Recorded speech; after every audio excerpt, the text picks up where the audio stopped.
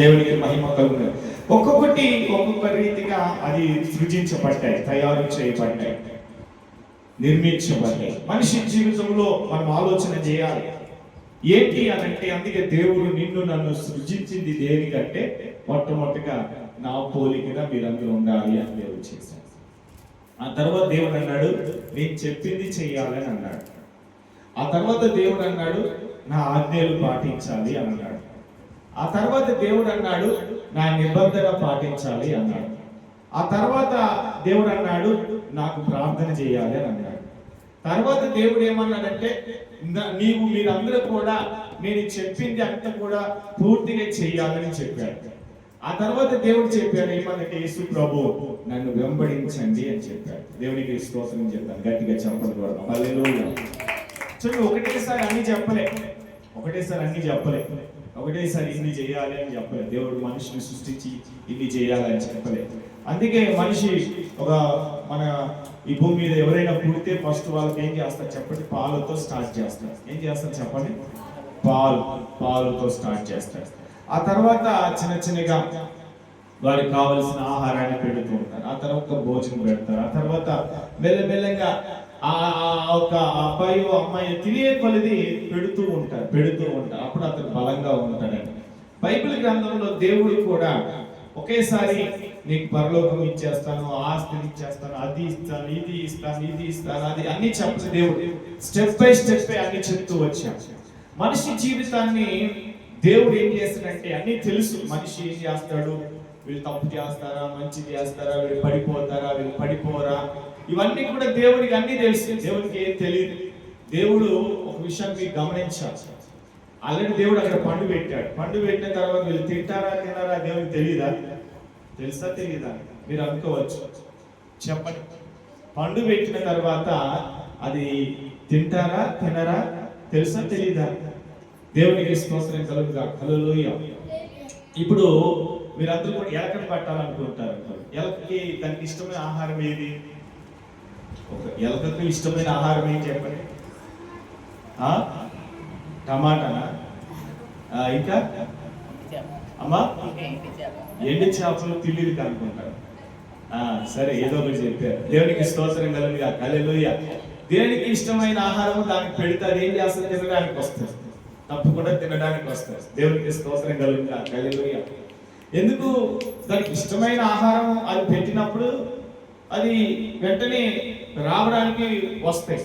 దేవుడు కూడా చాలా విషయాల్లో కూడా మన జీవితంలో ఎన్నో విషయాలు చెప్తూ వచ్చాడు. వాటన్నిటిని చేయమంటున్నాడు, కానీ మనిషి చేయడానికి ఇష్టపడట్లేదు. మీరు ఆలోచన చేయండి, మనిషి ఎందుకు బలహీనుడుగా ఉన్నాడు? మనిషి అందరూ ఎందుకు ఒకే బలం లేదు? మనిషికి అందరికి ఒకే బలం ఎందుకు లేదు? మనుషులందరికీ ఒకే బలం ఎందుకు లేదు? మనుషులందరికీ ఒకే జ్ఞానం ఎందుకు లేదు? మనుషులందరూ ఎందుకు ఒకే ఉద్యోగం చేయట్లేదు? మనుషులందరూ ఎందుకు ఒకే ఫుడ్ తినట్లేదు? మన ఇక్కడ చికెన్ మటన్ తింటాం, కొన్ని దేశాల్లో పాములు తింటారు, కప్పలు తింటారు, ఇంకేం తింటారు, అన్ని A to Z తింటారు. ఈ భూమి మీద అన్ని తింటా ఉంటారు. కొంతమంది మనుషులే తినే వాళ్ళు కూడా ఉన్నారు.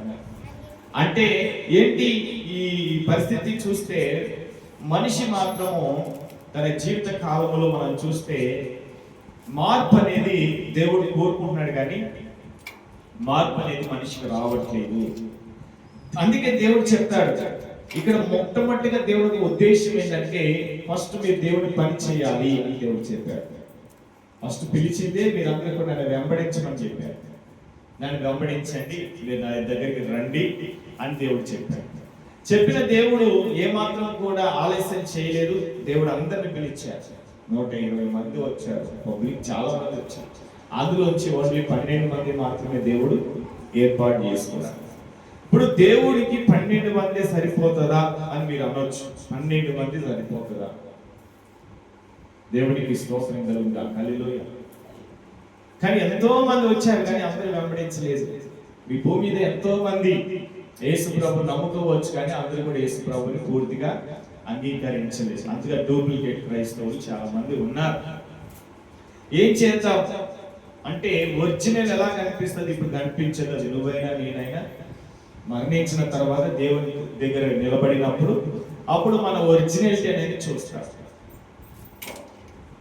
అప్పుడు పరీక్ష ఉంటుంది. ఆ పరీక్షలో దేవుడు ఏం చేస్తారు? స్కాన్ చేస్తారు.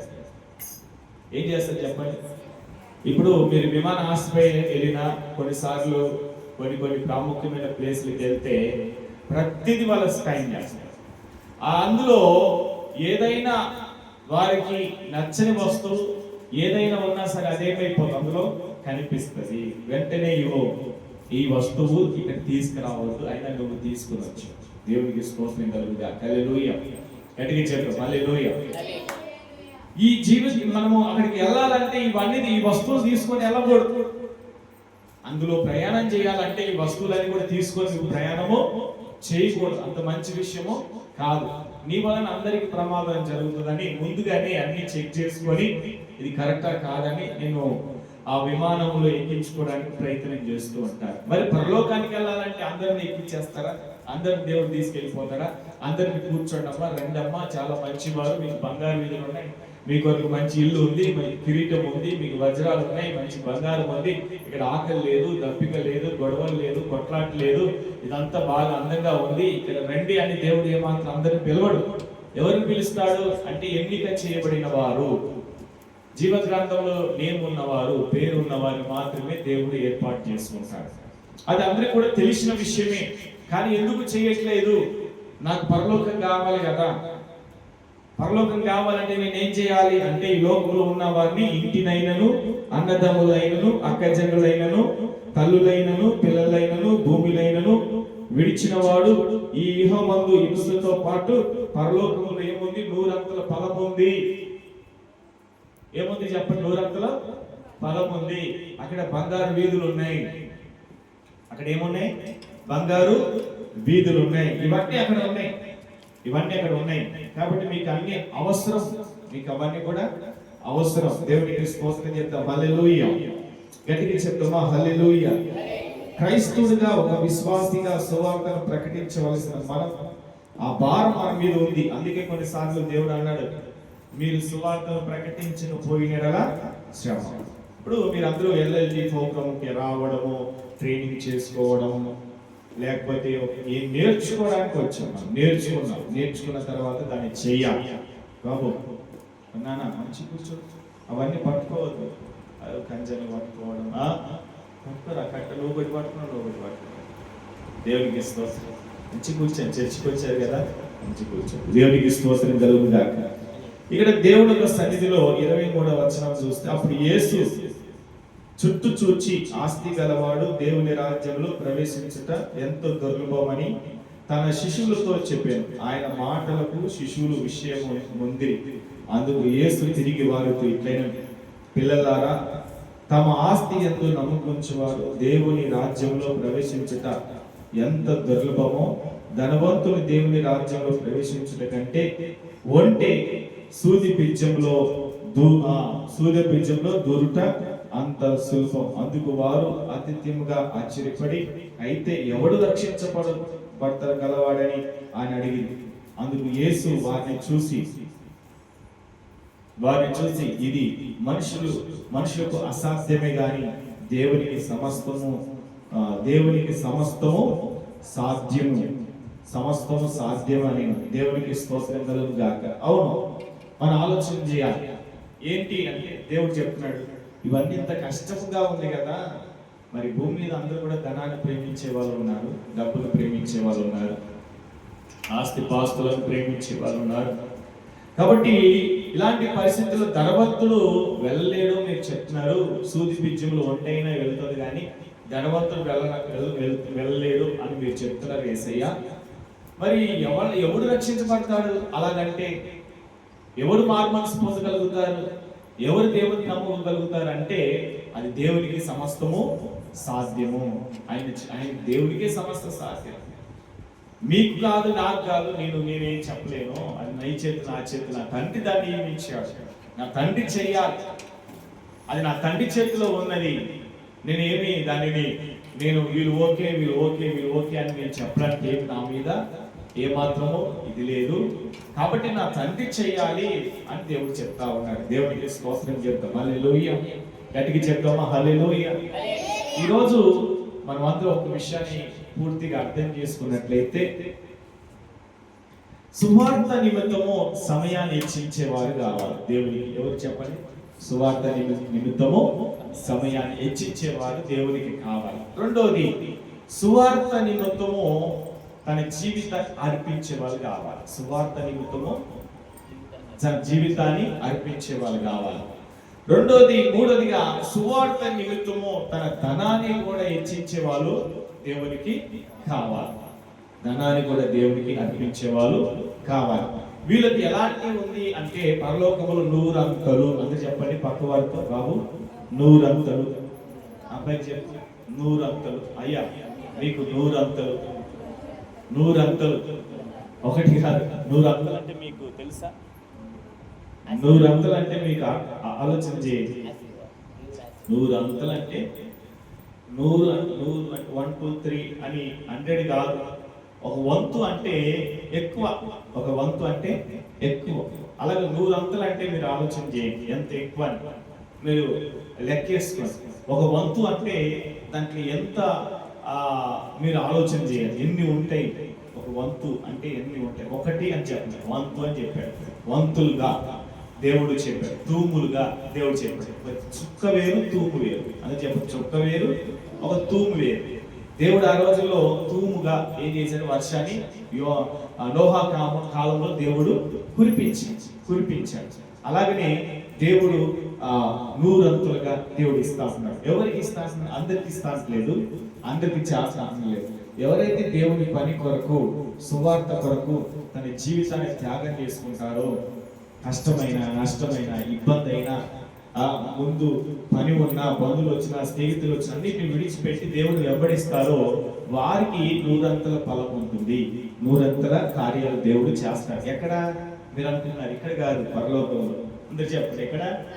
అయ్యో నేను ఇంత సేవ చేస్తున్నా, ఇంత పని చేస్తున్నా, నేను ఇంత చేస్తున్నా, అంత చేస్తున్నా, ఇంత చేస్తున్నా, అంత చేస్తున్నా, ఇంత ఇస్తున్నా, అంత ఇస్తున్నా, నాకేం రావట్లేదు అనుకోవచ్చు. కానీ ఇక్కడ ఇస్తా దేవుడు చెప్పట్లేదు. పరలోకంలో ఇస్తాడు, ఇక్కడ ఇచ్చేది దేవుడు ఇక్కడ ఇస్తాడు. దేవుడికి స్తోత్రం కలుగునుగా. హల్లెలూయా. అందుకే కొన్నిసార్లు దేవుడు కన్నీటితో విత్తువాడు సంతోషంగా పంట కోసుకుంటాడు. సంతోషంగా పంట కోసుకుంటాడు. మీరు మీ యొక్క ఆలోచన విధానాన్ని మనం ఆలోచన చేసినట్లయితే, మనిషి జీవితంలో ఎన్నో కార్యాలు జరగాలి. ఇప్పుడు దేవుడికి మన జీవితాన్ని సమర్పించుకున్నాం. సువార్త నిమిత్తం సమర్పించుకోవచ్చు, మనం దేవుని నిమిత్తం మనం సమర్పించుకోవచ్చు. ఆ పనిని మనం పూర్తి చేయాలి. చెప్పిన ఆ పనిని మాత్రం మనం పూర్తి చేయాలి. ఇప్పుడు ఒక ఆయన ఒక మంచి మోటివేషన్ ప్రోగ్రామ్ లో కావచ్చు, ఇంకేదైనా యూత్ కి మంచిగా ఒక వ్యక్తిని డెవలప్ చేయాలంటే ఏం చేయాలి అని అడిగాడు. అతడు ఒక బంకం మట్టిని తీసుకొని దాన్ని ఏమన్నాడంటే, ఈ బంక మట్టిని తీసుకొని 200 కొంటావా అని అడిగాడు. కొననన్నాడు. ఎందుకు? బంక మట్టి ఎక్కడైనా దొరుకుతుంది, 200కు ఎలా వస్తాడు? ఆ బంక మట్టిని తీసుకొని ఏం చేసిన? ఒక వస్తువును తయారు చేస్తాడు. ఏం చేశాడు? ఒక వస్తువును తయారు చేస్తాడు. ఆ వస్తువును తయారు చేసిన తర్వాత కొంచెం దానికి ఒక 5 రూపాయలు 10 రూపాయలు దానికి పెట్టుబడి పెట్టవచ్చు అన్నాడు. ఆ వస్తువులో ఇంకొంచెం ఏం చేసినంటే ఒక విజిల్ వచ్చే రీతిగా దాన్ని తయారు చేశాడు. ఆ తర్వాత దానికి కొంచెం రేట్ పెట్టవచ్చు అన్నాడు. ఆ తర్వాత ఏం చేశాడంటే దాంట్లో వాటర్ పోసాడు. ఏం పోసాడు? వాటర్ పోస్తే ఆ విజిల్ సౌండ్ లో ఒక పక్షి ఒక సౌండ్ బయటకు వస్తా ఉంటాం. పక్షి సౌండ్ బయటకు వస్తా ఉంటాం. దానికి ఇంకొంచెం రేట్ పెట్టవచ్చు అనుకున్నాడు. ఆ తర్వాత ఏం చేశాడంటే ఇంకొంచెం దానికి మంచి రంగు వేస్తాడు. ఇంకొంచెం దాని మీద ఏదైనా ఒక టైటిల్ వర్డ్స్ రాస్తా అన్నాడు. ఇలాగా దానిని ఒక మట్టిలో నుంచి వచ్చిన చిన్న ఒక ఐటెంను తయారు చేస్తే దాన్ని ఇన్ని రీతిగా మోటివేషన్ చేసుకుంటూ వచ్చాడు. దేవునికి స్తోత్రం కలుగునుగాక. హల్లెలూయా. ఇప్పుడు దానికి ఎంత ఖరీదు పెట్టవచ్చు అని అడిగితే దానికి పెట్టొచ్చు 200-300 పెట్టవచ్చు అన్నాడు. చూడండి, ఆ మట్టి ఒకప్పుడు ఎలా ఉండేదంటే బంక మట్టి. ఒక బంక మట్టి, దేనికి పనికిరాని ఒక బంక మట్టికి ఇప్పుడు 200 నుంచి 500 రేటు వచ్చింది. దేవునికి స్తోత్రం కలుగుగా. హల్లెలూయా. మనిషి జీవితంలో కూడా దేవుడు విలువ లేని మన జీవితానికి ఈరోజు విలువ దేవుడు ఇచ్చాడు. ఏమి ఇచ్చాడు చెప్పండి? విలువను ఇచ్చాడు, ప్రాణం ఇచ్చాడు. విలువ, ఆ విలువను ఇవ్వడానికి దేవుడు ఎన్నో విధాలుగా దేవుడు సహాయము చేశాడు. పనికిరాని మట్టిని తీసుకొచ్చి దానికి జీవాన్ని పోసి ఆ జీవంలో దేవుడు అవయవాలు దేవుడు నియమించి దానికి ఒక రూపాన్ని ఇచ్చి ఆ రూపాన్ని భూమి మీద పెట్టి మీరు నా పని చేయాలని దేవుడు చెప్తే, దేవుడు మన పని చేయట్లేదు, దేవుడి పని మనం చేయట్లేదు, మన పని మనం చేసుకుంటాం, మన ఉద్యోగం మనం చేసుకుంటాం, మన తిండి మనం తింటున్నాం, మన ఇంట్లో మనం పండుకుంటున్నాం. దేవుడు ఏమంటున్నాడంటే, ఇంటినైనా ఇల్లునైనా అన్నదమ్ములైనా భార్యనైనా పిల్లలైనా భర్తనైనా అందరిని వదిలిపెట్టి మీరు సువార్త నిమిత్తం మీరు ఎప్పుడైతే చేస్తారో, సమర్పించుకుంటారో, అప్పుడు పరలోకంలో మీరు నూరంతల బలం పొందుకుంటారు. చాలా మంది భూమి మీద నాకు ఆస్తి కావాలి, అంతస్తు కావాలి, డబ్బు కావాలి, ఇవన్నీ ఓకే, దేవుడు ఇస్తాడు. ప్రతి పరిస్థితిలో దేవుడు తారుమారు చేస్తాడు. కానీ సచ్చినాక మనకి ఏదైనా పరలోకంలో ఉండాలి కదా. చాలా మంది ఇన్సూరెన్స్ చేసుకుంటారు. ఇన్సూరెన్స్ చేసుకుంటారు. ఎందుకు ఇన్సూరెన్స్ చేసుకుంటారు? 10 లక్షల నుంచి ₹1 కోటి ఇన్సూరెన్స్ వస్తుంది నీ పేరు మీద. నువ్వు హఠాత్తుగా చచ్చిపోతే ఎవరికి వస్తుంది చెప్పండి? నీ భార్యకో పిల్లలకు ఎవరికైనా ఒకరికి వస్తారు. దేవునికి స్తోత్రం కలుగుగా. హల్లెలూయా. అలాగనే మన జీవితంలో నువ్వు ఈ భూమి మీద చచ్చిపోతే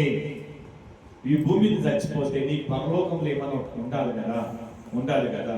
అది ఉండాలంటే దేవుడు ఏమన్నాడంటే, నీకు ఇన్సూరెన్స్ అనేది అవసరం. ఈ భూమి మీద నీ మీద ఇన్సూరెన్స్ ఉంటే ఎలాగ నీ పిల్లలకు వస్తుందో, నీ భర్తకు వస్తుందో, నీ భార్యకు వస్తుందో, నీ బంధువులకు వస్తుందో, అలాగే నీ పరలోకంలో కూడా నీకు ఇన్సూరెన్స్ రావాలి కదా. అది రావాలంటే, నూరంతులుగా రావాలంటే నువ్వేం చేయాలి? భూమి మీద నువ్వు కష్టపడాలి, ప్రభు కొరకు కష్టపడాలి, ప్రభు కొరకు సువార్తను ప్రకటించాలి. సువార్తను ఎలాగైనా ప్రకటించి వాళ్ళు ఎలాగైనా దేవుని వైపు తీసుకుని రావాలనే ఉద్దేశము మనలో ఉంటే అది కార్యం దేవుడు చేస్తాడు. దేవుడికి స్తోత్రం కలుగుగా. హల్లెలూయా. 2 రోజులు చక్కగా ఒక చిల్డ్రన్ ప్రోగ్రామ్ పెట్టాం. ఎంతో ఆశీర్వాదకరంగా దేవుడు జరిగించాడు. డబ్బులు లేవు, పైసలు లేవు. దేవునికి స్తోత్రం కలుగుగా. హల్లెలూయా. దేవుడు ఏదో ఒక రీతిగా మీరు కూడా ఏం చేశారు? 500 దేవుడు కూరగాయలకి ఇచ్చారు. దేవునికి స్తోత్రం కలుగుగా. హల్లెలూయా. అలాగా దివ్యమ్మ గారు 3000 కాకి ఇచ్చారు. అలాగే ఏమీ లేదు, ఇదే ఉంది డబ్బులు. ఇంకెవరో సహాయం చేసే వాళ్ళు ఎవరు లేరు. దేవునికి స్తోత్రం కలుగుగా. హల్లెలూయా. కానీ దేవుడు ఆయన పని ఆగకూడదు కదా. ఏదో విధంగా దేవుడు ఆయన పని ఆయన చేయడానికి దేవుడు సహాయం చేశాడు. దేవునికి స్తోత్రం చెప్తాం. హల్లెలూయా. పిల్లలందరూ వచ్చారు. పిల్లలకి ఏదైనా ఇవ్వాలని ఆశ ఉంది. మా దగ్గర పైసలు లేవు. కానీ వచ్చిన పాస్టర్ గారికి ఏమనిపించిందో, అందరికి బిస్కెట్లు కేకులు ఇచ్చారు. గట్టిగా చెప్పడం. దేవునికి స్తోత్రం కలుగుగా. హల్లెలూయా. అలాగా ఏదో విధంగా దేవుడు వచ్చిన నడిపించిన స్టీఫెన్ బాబు వారు పాస్టర్ ఇద్దరు వచ్చారు. చక్కగా వాళ్ళు దేవుడి సన్నిధిలో నాన్ స్టాప్ గా వారు 8 గంటలకి స్టార్ట్ చేస్తే వారి వాయిస్ 1:30 వరకు కూడా వినిపిస్తూనే ఉన్నారు. దేవుడికి స్తోత్రం. నాన్ స్టాప్ గా దేవుడు మాటలు చెప్పారు. ఇవంతా కూడా ఒక ఆశీర్వాదంగా, ఒక కదిలింపు వచ్చింది, ఒక సువార్త అనేది వచ్చి కొంతమంది పిల్లల్లో దేవుడికి వాక్యము వెళ్ళింది. దేవుడికి అది ఇప్పుడు కాకపోయినా రేపు ఎల్లుండైనా ఒక సంవత్సరం తర్వాత అయినా పని చేస్తుందేమో. దేవుడికి స్తోత్రం చేద్దాం. హల్లెలూయా. ఇదంతా కూడా సువార్త. ఒకటేనా ఎన్నో రీతిలుగా మన సువార్తను అందించాలి. ఎన్నో రీతిలుగా ప్రేమ ద్వారా కావచ్చు, ఎన్నో రీతిలుగా యూత్ ప్రార్థన ద్వారా కావచ్చు, లేకపోతే సువార్త మీటింగ్ల ద్వారా కావచ్చు. ఏదో విధంగా దేవుని పని అనేది మన జీవితంలో జరిగిస్తూ ఉండాలి. అది జరిగించాలంటే ఒక్కరితో కాదు. అందుకే దేవుడు శిష్యులను ఏర్పాటు చేసుకున్నాడు. ఏం చేశారు చెప్పండి? అందరు చెప్పండి. ఎవరిని ఏర్పాటు చేసుకున్నాడు? శిష్యులను ఏర్పాటు చేసుకున్నాడు. కాబట్టి ఈరోజు దేవుని సన్నిధిలో మరి నిజంగా ఈ మందిరంలో కొంతమంది మరి ఎల్ఎల్టీ ప్రోగ్రామ్ చేశారు. ఎల్ఎల్టీ ప్రోగ్రామ్ అంటే సువార్త ప్రకటించడానికి. ఎందుకు చెప్పండి? సువార్త ప్రకటించాలి. లీడర్ ప్రోగ్రామ్ అంటే ఒక లీడర్ అంటే అన్నింటిలో సిద్ధంగా ఉండాలి.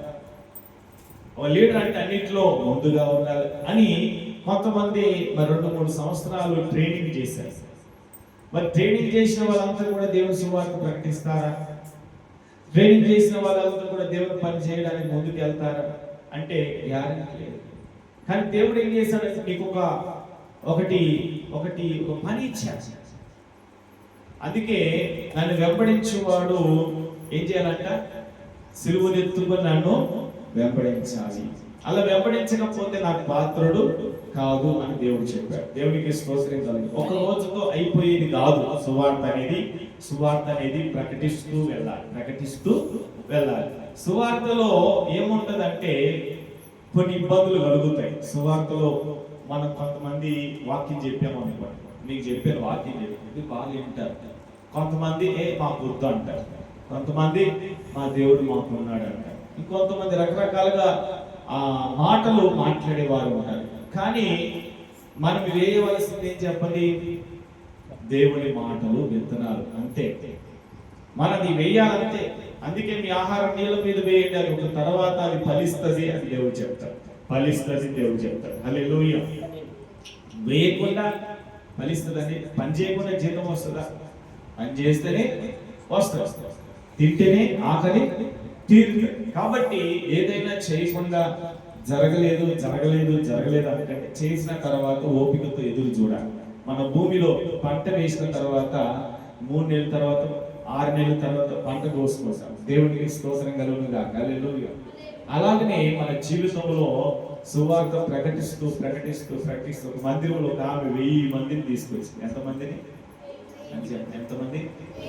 ఒక ఆమె 2000 మందికి బాప్తిసం ఇప్పించి 2000 మందికి బాప్తిసం సువార్త చెప్పి ఇంటింటికి వెళ్ళి ఏదో విధంగా ఆమెకు సమయం ఉన్నప్పుడు వెళ్ళి దేవుడి మాటలు చెప్పి 2000 మందికి బాప్తిసాలు ఇప్పించారు.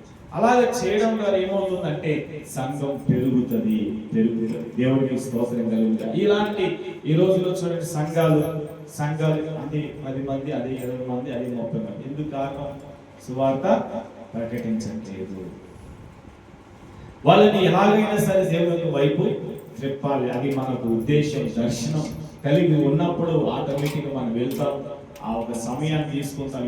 ఈ టైం పెట్టుకోవాలి, ఈ టైంకి వెళ్ళి సువార్త చెప్పాలి, చెప్పిన తర్వాత వచ్చి వాళ్ళకు ప్రార్థన చేయాలి.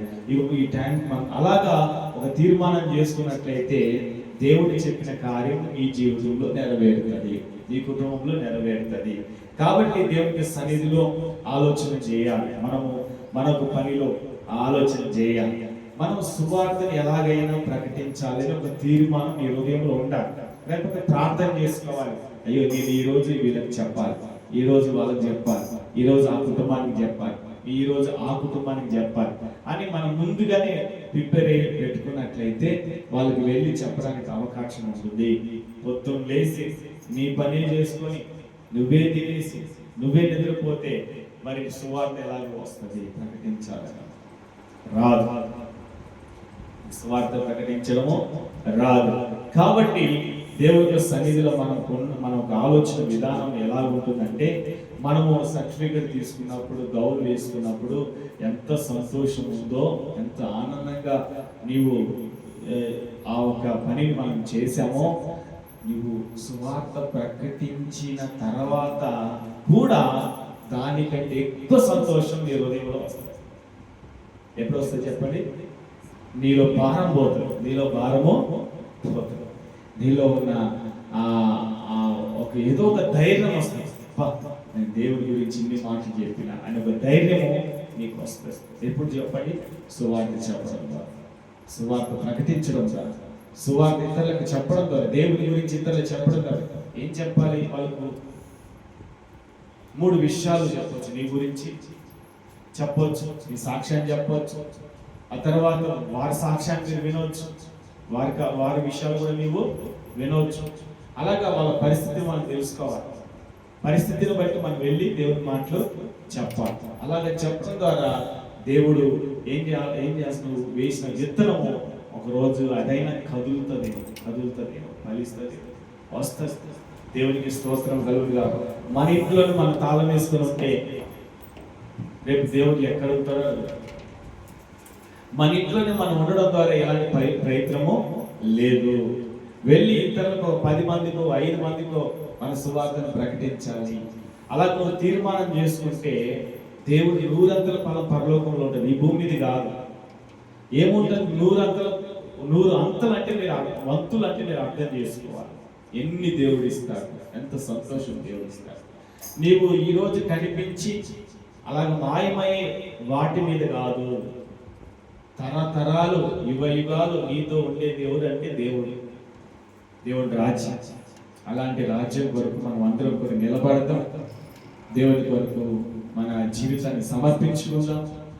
దేవుడి కొరకు సువార్తను ప్రకటించుదాం. దేవుడికి ఇచ్చిన మాట ప్రకారంగా నిలబడదాం.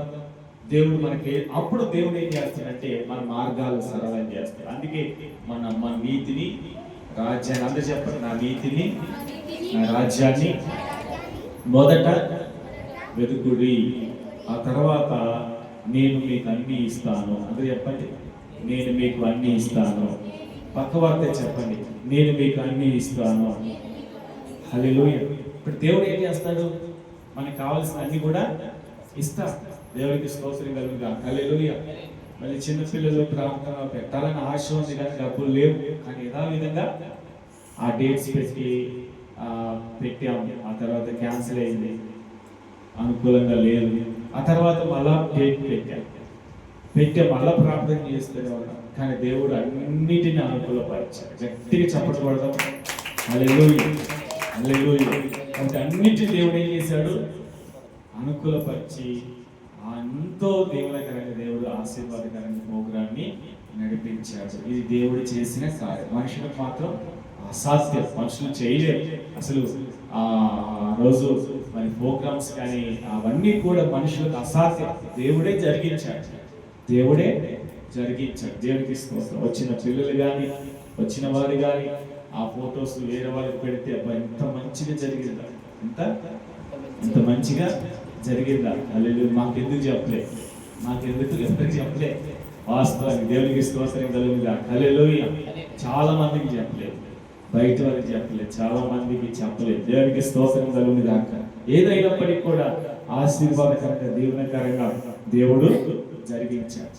ఆయన మెసేజ్ బిగ్ పని అంటే పెద్ద పనిని ఎంత దేవుడు మీ ద్వారా జరిగించాడు. ఎంత చిన్న పని అని చెప్పలేదు, బిగ్ పని అన్నారు. ఎంత పెద్ద పనిని, అన్ని పనుల కంటే మీరు చిన్న పిల్లల వారే అని అన్నారు కదా. దేవుడు ఆయన మెసేజ్ పెట్టాడు కాబట్టి ఇంత పెద్ద పనిని ఇంత మంచిగా చేశారు అని మెసేజ్ పెట్టాడు. దేవుడికి స్తోత్రం కలుగుగా. హల్లెలూయా. అలా చాలా మంది పెట్టారు. కారణం ఏంటి అంటే ఇది మనుషులకు ఏమాత్రమో సాధ్యం కాదు, కానీ దేవుడికి సమస్తము సాధ్యం. దేవుడు జరిగించిన కార్యం బట్టి దేవుడికి వందనాలు తెలియజేస్తున్నాను. మరి అందరం కూడా ఒక ఉద్దేశం ఏంటంటే మనకు ఒక మంట ఉండాలి. ఆ మంట ఉంటే ఆటోమేటిక్గా మన ఇంట్లో ఉండకుండా సువార్త ప్రకటిస్తాం. ఎందుకంటే నేను మారు మనసు పొందుకున్నాను, బాప్తిసం తీసుకున్నాను, రక్షించబడ్డాను. నేను ఒక బైబిల్ ట్రైనింగ్లో కొంతకాలం ఆ వాక్యాన్ని విన్నాను, అన్వేషణ తీసుకున్నాను. కాబట్టి నేను అలా ఉండొద్దు, నేను వెళ్ళి దేవుని సువార్త ప్రకటించాలి. ఈరోజు చాలా మంది అలాగున్నారు. ఈ యొక్క చర్చిలోనే దాదాపు ఎంతమంది ట్రైనింగ్ తీసుకున్నారు? పోయినసారి 10 మంది, ఈసారి కూడా 5 మంది, చాలా మంది తీసుకున్నారు. ఓకే, దేవునికి స్తోత్రం కలుగుగాక. ఈసారి కూడా 10 మంది తీసుకున్నారు. ఇంకా ముందుసారి ఒక 5-6 మంది, దాదాపు 20 నుంచి 25 మంది 30 మంది వరకు గ్రాడ్యుయేషన్ తీసుకున్నారు. దేవునికి స్తోత్రం కలుగుగాక. ఏమైపోయినాము మన జీవితంలో? చూడండి, బైబిల్ చెప్పిన ప్రకారం మొదటివారు కడపటివారు. దాదాపు 25 మంది వేసుకున్నాం, 25 మంది ట్రైనింగ్ తీసుకున్నాం. LLD ప్రోగ్రాం ఎంతో డబ్బు ఖర్చు పెట్టారు. దేవునికి స్తోత్రం కలుగుగా. హల్లెలూయా. అంటే ప్రతి దానికి కూడా విలువ ఉంది. ఆ విలువ వచ్చేంత వరకు మనం ప్రయాసపడాలి, కష్టపడాలి. దేవునికి మహిమ కలుగుగా. హల్లెలూయా. అలాగా మన జీవితాన్ని పూర్తిగా దేవుడికి ఇద్దాం. దేవుడి మాటలు దీవించి పరిపూర్ణంగా దేవుడు చెప్పాడు కదా, మీరు నన్ను వెంబడించాము ప్రభువా, మీరు సమస్తాన్ని విడిచిపెట్టి నిన్ను వెంబడించాము అని అన్నారు సమస్తాన్ని విడిచిపెట్టి, ఒకటి కాదు కాదు, సమస్తాన్ని విడిచిపెట్టి. కాబట్టి మనం కూడా ఈ లోకంలో సమస్తాన్ని విడిచిపెట్టి యేసయ్యను విడిచిపెట్టి యేసయ్య సన్నిధిలో మనం అందరము యేసయ్యను వెంబడించుదాం, ప్రార్థన చేద్దాం. అందరూ కూడా మోకరించి, మహాగరుడా మహోన్నతుడు యేసయ్య, అవును తండ్రి, ఈ లోకంలో మీరు ఒక మనిషిని సృజించారు. ఆ మనిషిని సృజించినప్పుడు ఆ వ్యక్తికి విలువ లేదు, కానీ మీరు ఊపిరిచ్చారు, నీ స్వరూపంలో సృజించబడ్డారు. ఆ తర్వాత నరుడు ఒంటరిగా ఉండడం మంచిది కదా అని అయ్యా స్త్రీని సృజించారు. జంతువులను, పక్షులను, ఆకాశ పక్షులను, సముద్రాన్ని, చేపలను, భూమి మీద ప్రాకు అయ్యా ప్రాకు పురుగులను అన్నిటినీ నిర్మించి సృజించారు. ఇవన్నీ చేసిన తర్వాత అయ్యా మీరు ఆజ్ఞలు, ప్రార్థన, నిబంధన అయ్యా ఇవన్నీ చేయమన్నారు, ఇవన్నిటిని చేయమన్నారు. అయ్యా నాకు ప్రార్థన చేయమన్నారు, మొరపెట్టమన్నారు, విస్తృత ప్రార్థన చేయమన్నారు. అయ్యా నాకు సువార్తను ప్రకటించమన్నారు. అయ్యా నా తండ్రి దేవానికి స్తోత్రం. అయ్యా నా తండ్రి నేను అనేకులకు పరిచయం చేయమన్నారు. ఒక వస్తువుని పరిచయం చేసినట్లుగా, ఒక వ్యక్తిని పరిచయం చేసినట్లుగా నిన్ను అనేకులకు పరిచయం కాని వ్యక్తులకు పరిచయం చేయమన్నారు తండ్రి. యేసు మంచి దేవుడు, యేసు గొప్ప దేవుడు, యేసు రక్షకుడు, యేసు మీ జీవితాన్ని మారుస్తాడు, యేసు మీ బ్రతుకును మారుస్తాడు, యేసు మీ జీవితం మేలు చేస్తారు. యేసు మీ జీవితంలో ఈ లోకం వరకు వచ్చాడు, మన కొరకు వచ్చాడు, మరణించాడు, ఆయన చనిపోయాడు, ఆయన తిరిగి లేచాడు, ఆయన తిరిగి వస్తాడు, మనల్ని తీసుకెళ్తాడు అని సువార్తను ప్రకటించమన్నారు తండ్రి. ఆ రీతిగా అయ్యా ఎల్ఎల్టీ ప్రోగ్రాంలో అయ్యా ఈ సంఘం నుంచి దాదాపు 25 మంది వరకు ప్రభా ట్రైనింగ్ తీసుకున్నారు. వారందరూ కూడా అయ్యా లోకంలో ఉన్నారయ్యా, అయ్యా పాపంలో ఉన్నారు తండ్రి. అయ్యా మరలా వారి జీవితాన్ని ఉజ్జీవంలోకి నడిపించండి. అయ్యా పాపంలో నుంచి బయటికి తీసుకురండి, చీకటి నుండి బయటికి తీసుకురండి. అయ్యా వారు చేసిన తప్పు అన్నిటి నుండి బయటికి తీసుకురండి. అయ్యా మరలా అయ్యా పడిపోకుండా, అందుకే నీతిమంతుడు 7 సార్లు పడినా తిరిగి లేస్తాడు అన్నారు తండ్రి. అయ్యా వారు పడిపోయినా తిరిగి లేపండి ప్రభా, వారి తిరిగి లేచి నీ సేవలోకి రావాలి. అయ్యా మీరు అన్ని కృపను అనుగ్రహించి, కృప చూపించి, బలపరిచి, ధైర్యపరిచి మీ నామాన్ని మహిమపరచుకోండి తండ్రి. నీ కృప కనికరంతో నింపండి, అద్భుతం చేయండి తండ్రి. రక్షణ లేని ప్రజలకు రక్షణ ఇచ్చిన దేవ అయ్యా, వారికి వెళ్ళి మేము నీ మాటలు చెప్పే శక్తిని దయచేయమని బలపరిచి, అయ్యా విన్న వాక్యం బిడ్డ హృదయాల్లో పలికించేసి మీరు పెట్టి నీ నామాన్ని మహిమపరచుకున్నాను. నజరేయుడైన యేసు నామములో తగ్గించుకుని వేడుకుంటున్నాము తండ్రి. ఆమేన్, ఆమేన్, ఆమేన్, ఆమేన్. తండ్రి కృప, పరిశుద్ధ సన్నిధి ప్రశ్న